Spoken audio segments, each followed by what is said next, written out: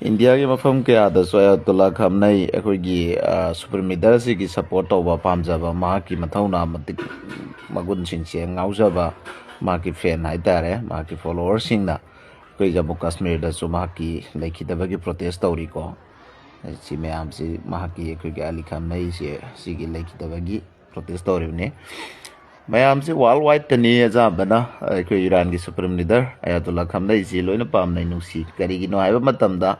mahakse akhoi angang nupi da natragana satra da school da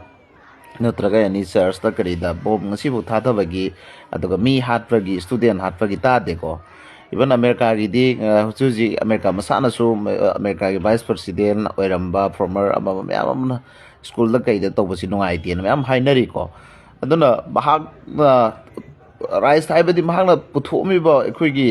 khonjel haigadara da ihau haigadara ada makeup thokan ba haigadara sugumba madi oire ba akhoi Ali Khamenei sin puton maramdi Middle East ta lairiba makhoi sing ji hoji America na kari mateng pangdre Israel kha kan ngai gi hoji America Iran gi yamna kanna makhoina lanji kanna netana yahugi leifam da fobo magi bunker da fobo thomjandra tawbasida ngasai gi Middle East tu engamdre ba Saudi Qatar Kuwait Oman si myam ji loi engam da bida hoji Israel kan ngai hona kreba dunia akhoi gi Saudi gi reporter sing na su sawre adragi UAE gi reporter me amam phongdore ko America na akhoi ji istemal tawbani akhoi ji mana ke dawba natte habasi loi khange ba masi ji mamang da so Ali Khamenei na mamang da hai grabane ba akhoi gi pothok sibo akhoi gi kursi da season naga thabni aya do America na phammo har phamba mamal hengal har ga hengat pa taw har ga ta ba da chatlo har chat pa si myam ji yaro akhoi gi sagi ba iram da lai thok jab si sagi ni sagi tawning ba da akhoi gi freedom oi ga damni sumba sida ne ba akhoi gi Khamenei jina America ga yanadri si America na haibana makhoi ne every haiba makhoi si follow taw makhoi ne sida lengo natraga chalwa obe taw haibane atugi marak tari ko atai kari su laite aduga badnam di makhoi na khoi gi step file huji khoi gi Jeffrey Epstein kaida akhoi gi mi cha ba ngang chahi chudri ba rap taw ba adugumba gi dum makhoi da lingshallaga wal gi so Bill Gates kumba adagi Michael Jackson gumba fa celebrities adagi politician me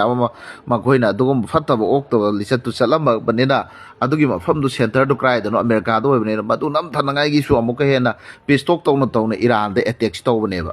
isi now sing akhoi Muslim gi support taw banate achum bagi support taw si Christian oisano Hindu oisano Sikh oisano Isai oisano aduna Ali Khamenei na ngasi mathwai katho asu ko zuke ga nai na akhoi gi kana da so bo taw da bida akhoi gi nonjaram da bida sirf Allah khakta da ai nonjagani haira ga ngasi ma ki thawai thadokri ja masida akhoi pumnmkki akhoi mahaki mathakta prayer tawsi amadi akhoi Allah se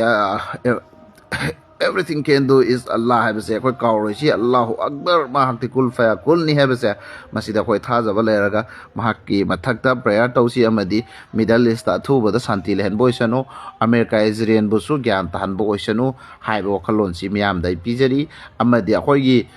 isinau sing komenda kana gomna hek kido siran tura ngangbo yawe madu tawbigano maramdi thoiba thawdok aduga prithibida lairiba miyam singsina saknariba civilians mayam singsina akhoi micham singsigi maramde ina khunmam hoida di kai deba lairaba akhoi da wa dugi ne puthom ji Khamenei na